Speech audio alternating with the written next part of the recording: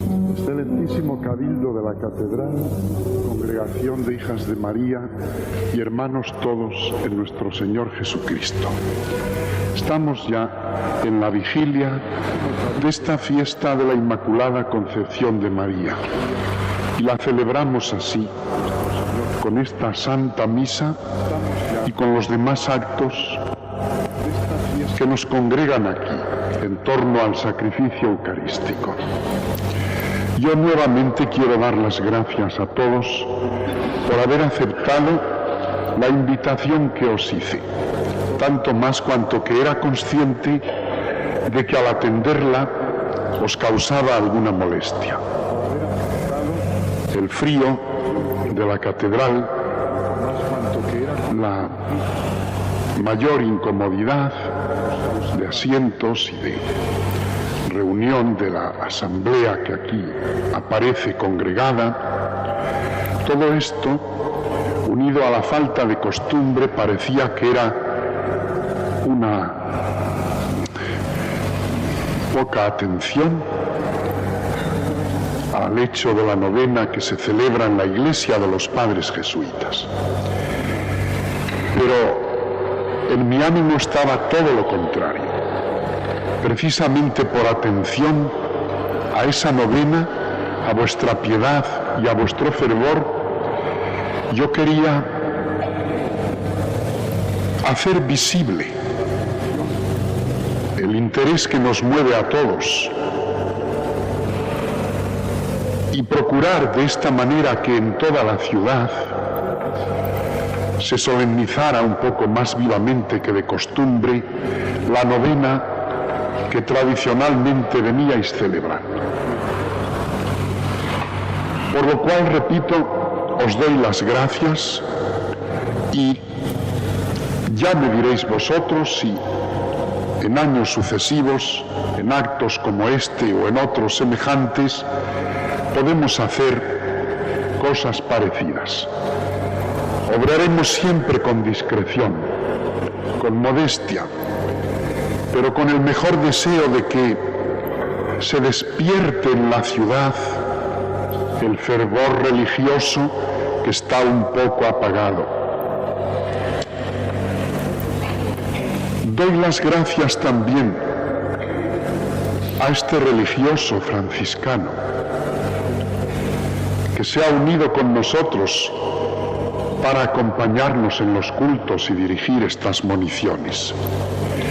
A los jóvenes seminaristas de manera particular, y hoy a este grupo coral recientemente constituido, que ha tenido también como una noble ilusión la de venir aquí a ofrecer casi como primicia de sus actividades musicales estos cantos que están ejecutando en honor de la Santísima Virgen. Tenemos que procurar que se enciendan todas las pequeñas llamas y las pequeñas luces que pueda haber en la ciudad y en la diócesis de Toledo. Ir encendiendo luces y que no se apague ninguna y que se unan todas cuanto más sea posible para que brillen con un resplandor vivificante y demostremos todos unidos que vamos buscando lo que Dios quiere que busquemos, la realización práctica de nuestra fe en los diversos aspectos a que ella nos obliga, en el culto, en la práctica de los mandamientos, en la observancia de la moral cristiana, en la caridad fraterna, en la cristiana preocupación humana y social de unos por otros. Todo junto, todo unido. Culto solamente no es la religión cristiana. Preocupación humana y social solamente no es religión cristiana. Jesucristo se retiraba muchas veces a orar en soledad nadie podría decirle que esas horas que consagraba a su comunicación con el Padre no pertenecían también esencialmente al cumplimiento de la misión que se había impuesto al venir a este mundo para implantar su reino en la tierra. Es una luz que él encendía también, como la encendía con su predicación y con la curación de los enfermos y con el ofrecimiento de la esperanza a los atribulados. Son todas las luces del Evangelio las que hay que mantener encendidas. En esta vigilia de la Inmaculada, puesto que no quiero abusar más de vuestro tiempo y de vuestra paciencia aquí, yo os rogaría que pidiéramos 3 cosas por intercesión de la Santísima Virgen. Primera, que nos dispongamos todos en nuestra ciudad y nuestra diócesis a ser fervorosos en el culto y en la alabanza a María. Segunda, que a imitación de ella nos esforcemos por practicar las virtudes cristianas, particularmente la de la obediencia a la voluntad de Dios, iluminada esa obediencia por nuestra fe. Y tercero, que nos mueva un celo apostólico digno, equilibrado, sano, auténticamente cristiano, que nos haga sentir preocupación por todos los valores del hombre, empezando por los espirituales y los religiosos, los que más importancia tienen en la vida. Lo primero, esta primera petición es esa, que nos mantengamos firmes y perseverantes en nuestro culto y en nuestras actitudes de alabanza y de honor a María Santísima. Mañana, en Roma, en la Plaza de España, se hará presente una vez más su santidad el Papa para hacer la ofrenda de las flores que el pueblo de Roma presenta a la imagen de la Inmaculada Concepción en aquella bella estatua que se levanta en la Plaza de España, donde está situada también la embajada de nuestro país ante el Vaticano. Un año y otro viene haciéndolo, y como él, los papas anteriores cuando empezaron a salir del Vaticano. Este es un acto solemne porque aparece allí el vicario de Jesucristo. No es un acto litúrgico, es un acto piadoso, pero lleno de magnificencia, lleno de honor y de alabanza a María Santísima. Al igual que ese acto que mañana realizará el Papa, habrá tantos y tantos en el mundo, en capillas humildes de nuestros pueblos y ciudades, en catedrales como la nuestra. Los hijos de la Iglesia se reunirán para cantar las alabanzas de María. Y al hacerlo así, cumplen con lo que ella misma dijo de sí, tal como se nos refiere en la Sagrada Escritura. Bienaventurada me llamarán todas las generaciones. ¿Cómo no vamos a unir nuestra voz a la de todas las generaciones? Para eso, para alabarla, para cantarla, para ofrecerle lo mejor de nuestros sentimientos y de nuestros propósitos piadosos. Este honor y esta alabanza que se tributan a María Santísima, cuando son sinceros, mueven el corazón y la voluntad, educan nuestra fe, nos ayudan, porque así es la condición humana, a cumplir con las demás disposiciones a que un cristiano está obligado.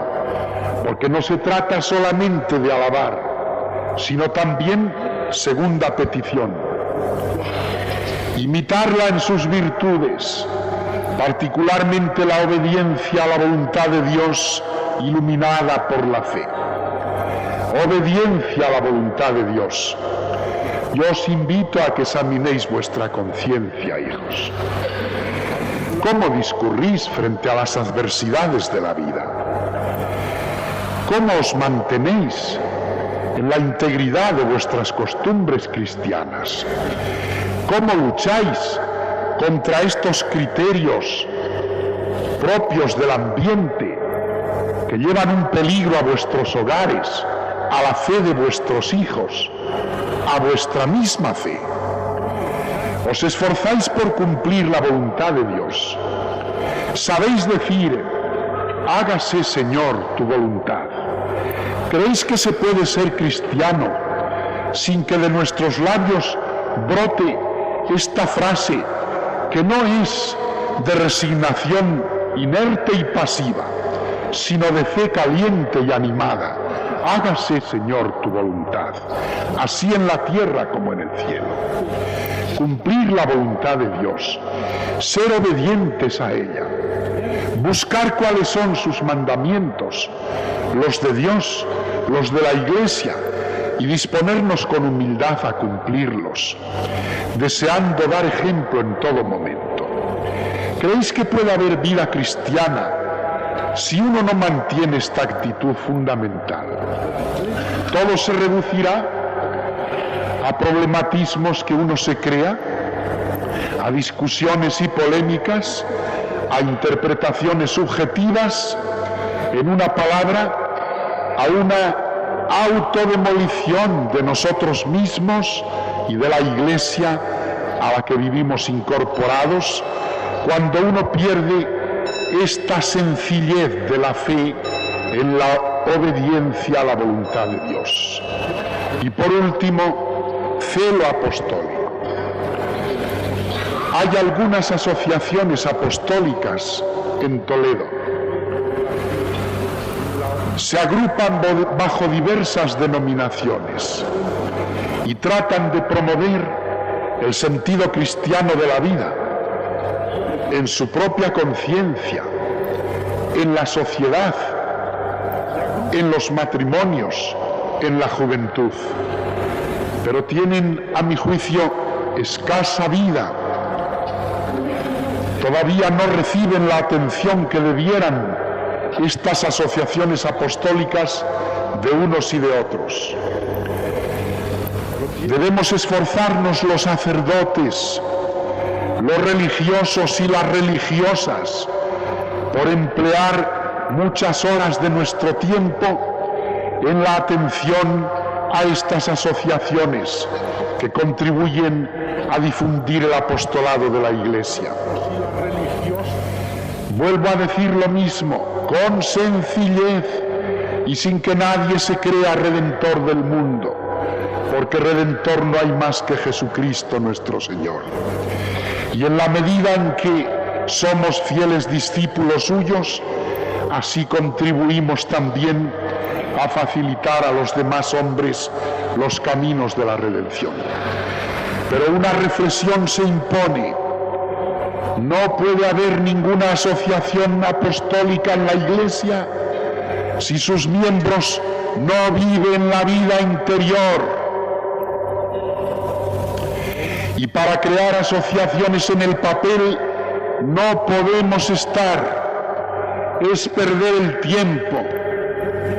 Se necesita vida interior, oración, rezos sencillos, rezos del Padre Nuestro y del Ave María, rezos de la Salve y de otras oraciones que hemos aprendido de niños, rezos litúrgicos, por supuesto, en unión con la oración oficial de la Iglesia.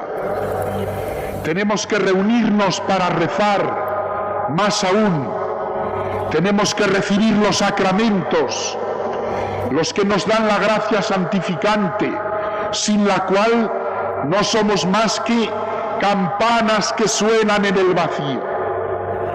celo apostólico por llevar un sentido cristiano a la vida individual, profesional, familiar, social. Pero ¿cómo podremos conseguir esto si no tenemos celo interior de amor de Dios a imitación de la Santísima Virgen María y de afán de cumplimiento de su voluntad? Pero es que la Iglesia va a entretenerse hoy, en el siglo XX, para crear asociaciones de mera promoción humana. Que no puede ser, hijos, que no es este el fin de la Iglesia. Los dos mandamientos son amar a Dios y amar al prójimo. No se confunden, van unidos, que es distinto. Y al unirlos en la profesión de los mismos y en la práctica, servimos a Dios y a los hombres. Pero hay que servir a Dios. El apostolado cristiano es como una prolongación del apostolado que hace Cristo en el mundo. Y Cristo viene a traernos la vida divina. Religiosas de los colegios, religiosos de Toledo y de los demás lugares de la diócesis, sacerdotes de las parroquias, siempre ha sido fecundísima la presencia de la Santísima Virgen María en nuestra piedad para fomentar la fe, para luchar contra el pecado y para facilitar que aparezcan en las almas anhelos apostólicos. ¿Cómo cuidáis de esto? Hoy me llamaban de Barcelona y me hablaban de un movimiento que ha surgido entre grupos diversos de muchachas jóvenes y vuelven a lo que no debiera haberse perdido nunca, a lo que algunos han considerado anticuado, ya no es posconciliar, etc. Efectivamente, quizá no es posconciliar porque es anticonciliar, lo que hacen muchos con esos procedimientos, porque muchos llaman posconciliar a eso, a lo que va contra el concilio, en lugar de hablar de lo conciliar, que es lo que teníamos que decir. Pues me hablaban desde allí del gozo con que muchachas de la universidad, bien encarnadas en la vida y viviendo los problemas de hoy, vuelven a vivir las congregaciones marianas y a recibir la medalla y a consagrarse a la Virgen y a cantar sus cánticos de oración y de arrepentimiento y de ofrecimiento de sus virtudes y de sus energías juveniles a la Santísima Virgen. Si no tiene más remedio que producirse esto, si el alma lo necesita, y son expresiones adecuadísimas para nuestra fe y nuestra piedad. El concilio nos ha insistido en ello. Ya no leo estos párrafos que pensaba leeros del Concilio Vaticano II sobre el culto que debemos dar a la Santísima Virgen para que no se prolongue demasiado el acto en que estamos. Ya he faltado a lo que prometía.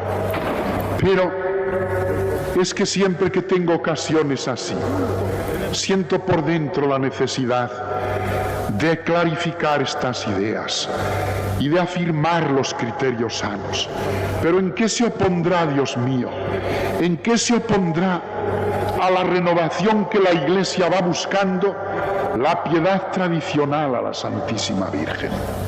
Si es al revés, si es lo que puede darnos perseverancia, delicadeza, humildad, sentido de fidelidad para seguir adelante. Cuando nos apartamos de estos puntos de vista en nuestra vida cristiana, la lucha apostólica que después ejercitamos, toda es amarga, áspera, crítica, está hecha de enojos, de polémicas, de contrastar actitudes de unos con otros, es decir, de algo absolutamente ajeno al Evangelio de Cristo. Nada más, hijos. Haced estas 3 peticiones.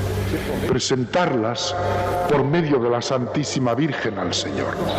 Que Él quiera concedernos mañana que podamos lograrlas en nuestras vidas y para toda nuestra diócesis de Toledo.